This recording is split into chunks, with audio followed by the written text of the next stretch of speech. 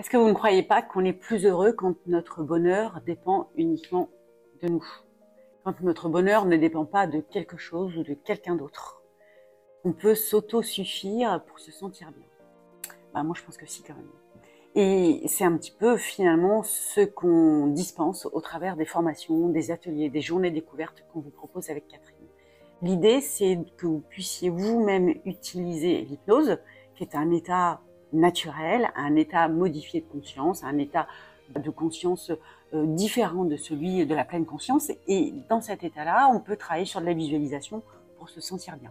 Alors certes, il y a des problématiques du type trauma ou voilà, des choses qui sont un peu lourdes, qui sont peut-être inscrites depuis longtemps et qui nécessitent un accompagnement avec un hypnothérapeute ou bien avec une thérapie d'ailleurs de quelque nature que ce soit. Mais il y a d'autres sujets qui peuvent être autogérés et puis c'est d'autant plus satisfaisant quand on est soi-même acteur de son mieux-être. En tout cas, vraiment, c'est notre leitmotiv.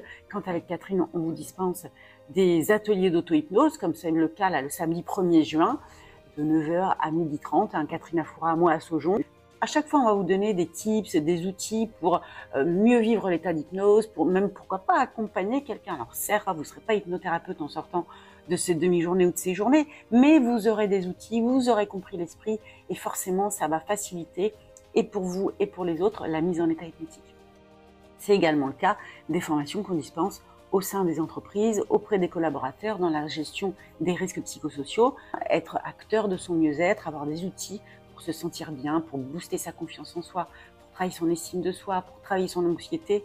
Bref, tout ça, mis bout à bout, fait qu'on se sent mieux et on est, encore une fois, j'insiste, acteur de son mieux-être. Et ça, c'est ça qui fait toute la différence. Quand on ne dépend pas de quelqu'un pour se sentir bien, on se sent tout de suite déjà beaucoup mieux.